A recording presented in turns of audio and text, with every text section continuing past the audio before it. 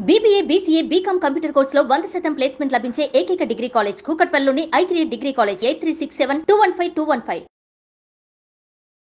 ప్రస్తుతం మనతో పాటు లైవ్ కాల్ అందుబాటులో ఉన్నారు డాక్టర్ ముఖర్జీ గారు. ఒకసారి డాక్టర్ గారితో మాట్లాడదాం. నిజంగానే కరోనా కేసులు పెరిగాయా? పెరగడానికి కారణం ఏంటి? ఇది సీజనల్గా వచ్చే డిసీజీనా, లేకపోతే గతంలో మనం చూసినట్లు ఒక పానిక్ సిచ్యువేషన్ ఏమన్నా మళ్ళీ రాబోతోందా? ఇది ఎంతవరకు డేంజర్ బెల్స్ సిగ్నల్స్ ఏమన్నా మోగుతున్నాయా? మళ్ళా ప్రపంచవ్యాప్తంగా కేసులు పెరగడానికి రీజన్ ఏంటి? ఇవన్నీ కూడా డాక్టర్ గారితో మాట్లాడి మన డౌట్స్ అన్ని క్లారిఫై చేసుకుందాం. డాక్టర్ గారు నమస్తే అండి.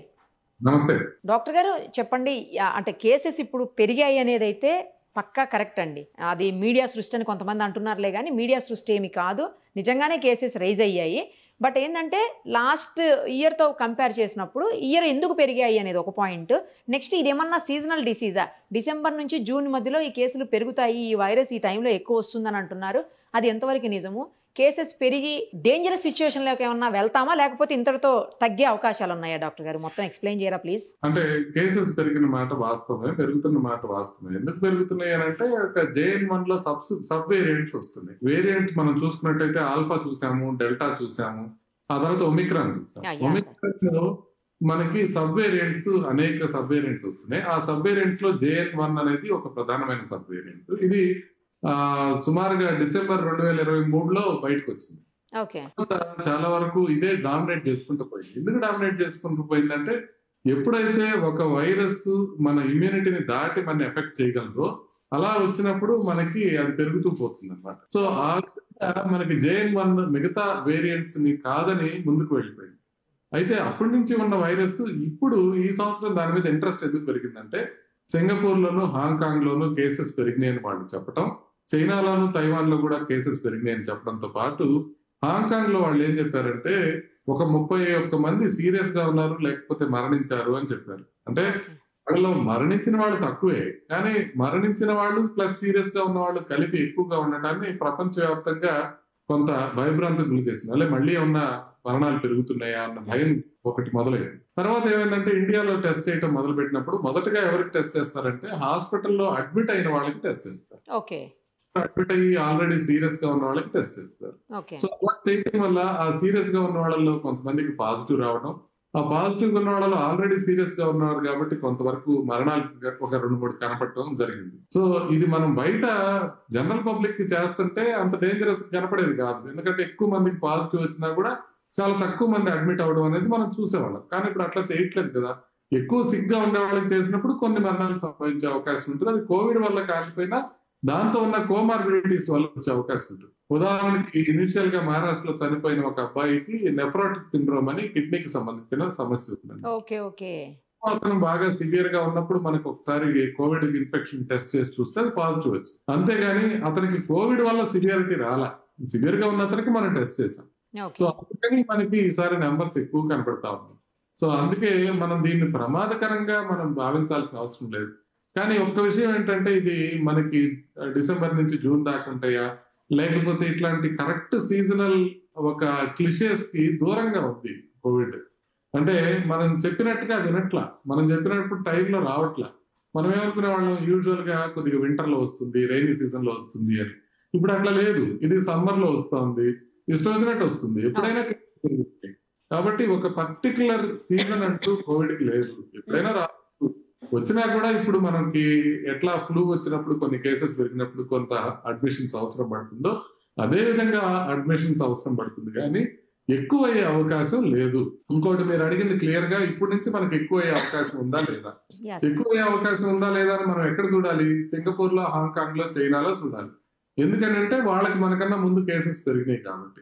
అయితే సింగపూర్ లో, హాంకాంగ్ లో ఆల్మోస్ట్ మే 12వ తారీఖు వాళ్ళు చెప్పారు కేసెస్ ఎక్కువగా ఉన్నాయి అనేది. తర్వాత ఏమైంది అనేది ఎవరు చెప్పట్లా, ఏ న్యూస్ మీడియాలో రావట్లా. సింగపూర్ లో, హాంకాంగ్ లో ఇప్పుడు మరణాలు ఎక్కువైనాయా లేదా అని. నేనేం చేశానంటే Singapore news papers, Hong Kong news papers మొత్తం చదివాను. మొత్తం అయితే ఎక్కడ ఫ్రంట్ పేజ్ లో కోవిడ్ అనే న్యూసే లేదు. తర్వాత ఒక 2-3 రోజుల క్రితం వాళ్ళు సింగపూర్ లో వాళ్ళు చెప్పింది ఏంటంటే, ఇప్పుడు దాకా మనకు వస్తున్న దీంతో ఇప్పటికి పీక్ రీచ్ అయిపోయినట్టుగా కనిపిస్తుంది, తగ్గిపోతున్నాయి కేసెస్ అనేది చెప్పడం జరిగింది. అంటే ఒక వారంలో 14,000 పాజిటివ్ వచ్చినాయి సింగపూర్ లో. హాంకాంగ్ లో చూసుకుంటే టెస్ట్ పాజిటివిటీ పర్సంటేజ్ 11 నుంచి 13% వరకు వచ్చింది. అక్కడి నుంచి కొంత మేరకు తగ్గటం బిగినాయి అనేది తెలుస్తా ఉంది. అదేవిధంగా చైనీస్ వార్తా సంస్థ కూడా ఇవాళ డిక్లేర్ చేశారు. వాళ్ళు కూడా ఆల్రెడీ వచ్చిన కేసెస్ పీక్ రీచ్ అయిపోయినట్టు మాకు అనిపిస్తోంది, తగ్గటం బిగినైనట్టు మాకు అనిపిస్తోంది.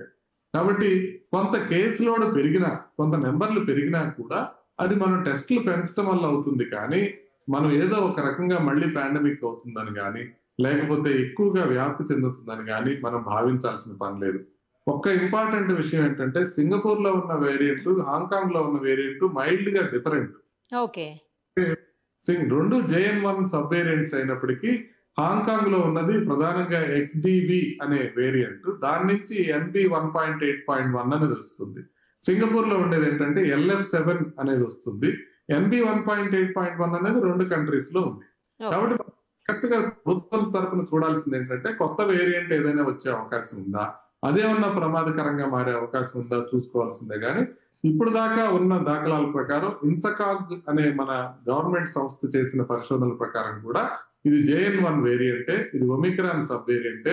దీనివల్ల బాగా ప్రమాదమయ్యే అవకాశాలు చాలా చాలా చాలా తక్కువ. సార్ డాక్టర్ గారు ఒక విషయం క్లియర్ గా చెప్పండి. ఇప్పుడు మళ్ళీ శానిటైజర్స్ లేకపోతే మాస్కులు వేసుకోవటం, లేదు అంటే ఎవరైతే ప్రెగ్నెంట్ ఉంటారో వాళ్ళు కానీ, చిన్న పిల్లలు, లేదు ఇతర ప్రాబ్లమ్స్ తోటి ఉండేవాళ్ళు, కోమార్బిడిటీస్ అంటాం కదా, అలాంటి వాటితో ఉండేవాళ్ళందరూ మళ్ళీ జాగ్రత్త పడాల్సిన అవసరం ఉందా?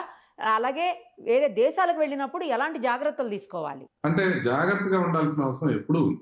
అంటే కాకపోతే ఫ్లూ కాకపోతే బర్డ్ ఫ్లూ, ఏదో ఒక వైరస్ మనకి తగులుతూనే ఉంటాయి. కాబట్టి కొంత శానిటేషన్, బేసిక్ హైజీన్ పాటించడం అనేది ఎప్పుడు అవసరం. ఇకపోతే మాస్కులు ఎవరు పెట్టుకోవాలి అని అంటే, మనకి ఎవరికైతే జలుబు చేసిందో వాళ్ళ వరకు మాస్క్ పెట్టుకుంటే చాలు, వాళ్ళు స్ప్రెడ్ చేయకుండా ఉంటే చాలు. మొత్తం ప్రజానికం అంతా మాస్కులు పెట్టుకోవాల్సిన అవసరం ఏం లేదు. ఒకవేళ జలుబు చేసింది, మీకు కోవిడ్ కాదో తెలియదు కాబట్టి కొంత ఐసోలేట్ అయి ఉంటే, కొంతకాలం మీరు కంఫర్టబుల్ గా ఉంటే ఆ తర్వాత మీరు బయటకు రావచ్చు, అదేం ప్రాబ్లం లేదు. ఇకపోతే పిల్లల విషయంకి వస్తే పిల్లలు విధిగా ఏమి జాగ్రత్తలు తీసుకోవాల్సిన అవసరం లేదు. ప్రెగ్నెంట్ లేడీస్ కానివ్వండి, లేకపోతే బాగా ఏజ్డ్ గా ఉండి మల్టిపుల్ కోమార్బిడిటీస్ ఉన్నవాళ్ళు, అంటే బీపీ, షుగర్, కొలెస్ట్రాల్ కాకుండా గుండె జబ్బులు, కిడ్నీ జబ్బులు, క్యాన్సర్లు, HIV ఇలాంటివి ఉన్నవాళ్ళు మాత్రం కొంత కేర్ఫుల్ గా ఉండాల్సిన అవసరం ఉంది. ఎందుకంటే మనకి ఇంకా ఇవాల్వింగ్ సిచ్యుయేషన్ ఉంది కాబట్టి, ఇంకా కంప్లీట్ గా దీనికి మనకు దాఖలాలు తెలియదు కాబట్టి ఏ రకంగా మూవ్ అవుతుందో కొంచెం జాగ్రత్తలు తీసుకుంటే తప్పేం లేదు. అంటే ముందు వరుసలో ఎప్పుడు కూడా సీరియస్ రిస్క్ ఉన్న వాళ్ళు ఉండకూడదు అని నేను అనేది. మామూలుగా యూత్ అందరూ మామూలుగానే ఎదురుగి తెచ్చుకుంటూ ఉంటారు దాన్ని ముందుగా బయట తిరిగి. బట్ బాగా ఏజ్ ఎక్కువ ఉండి మల్టిపుల్ కోమార్బిడిటీస్ ఉన్నవాళ్ళు, ఇప్పుడు మనం గమనిస్తాం, కొంచెం కిడ్నీ ప్రాబ్లం ఉండి, హార్ట్ ఫెయిల్యూర్ ఉండి, ఎంత ఉన్నవాళ్ళు, చాలా జాగ్రత్తగా ఉన్నవాళ్ళు చిన్న జలుబు చేసినా కూడా వాళ్ళకి ప్రమాదం అవుతుంది. ఈ కోవిడ్ కూడా చిన్న ప్రాబ్లం వచ్చినా కూడా అది పెద్దదిగా పరిణమించకుండా ఉండటానికి వీళ్ళు కొంత కోమార్బిడిటీస్ ఉన్నవాళ్ళు కొన్ని రోజులు జాగ్రత్తగా ఉంటే సరిపోతుంది. మోస్ట్ ప్రాబ్లీ నెక్స్ట్ 10 days లో ఇది కంప్లీట్ క్లారిటీ వచ్చేస్తుంది.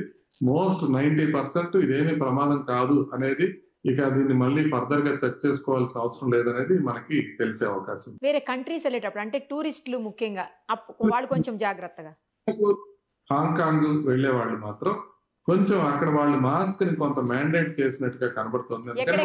హాంకాంగ్, సింగపూర్, ఇంకా తైవాన్, చైనాలో ఇంకా అంత ఆంక్షలు లేవు. కానీ హాంకాంగ్, సింగపూర్ మాత్రం కొద్దిగా ఆంక్షలు పెట్టారు.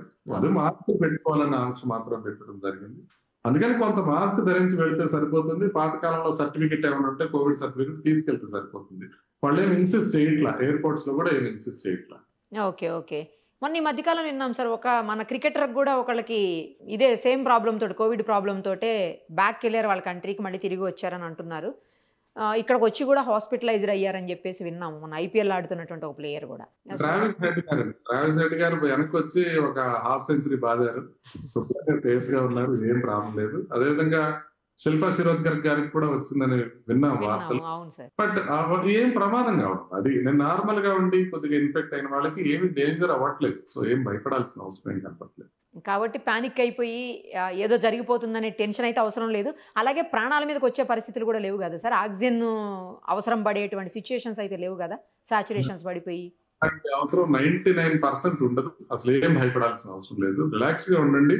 కొన్ని రోజుల్లో నెక్స్ట్ 10 days లోనే ఈ హైప్ అంతా తగ్గిపోతుంది, ఏం ప్రమాదం ఉండదు అనే విషయం మనకి క్లియర్ గా తెలిసే అవకాశం ఉంది. థ్యాంక్ యూ సార్, చాలా డౌట్స్ ని క్లారిఫై చేశారు. ఏదైతే పానిక్ అవుతారో ఆ పానిక్ అవ్వాల్సిన అవసరం లేదని, అలాగే మరో 10 రోజుల్లో క్లియర్ గా ఇది అసలు ఏంటి, ఎన్ని రోజులు ఉంటుంది, తగ్గిందా లేదా అన్నీ కూడా క్లారిటీ వచ్చే అవకాశం ఉంది. కాబట్టి let us wait sir. Thank you so much.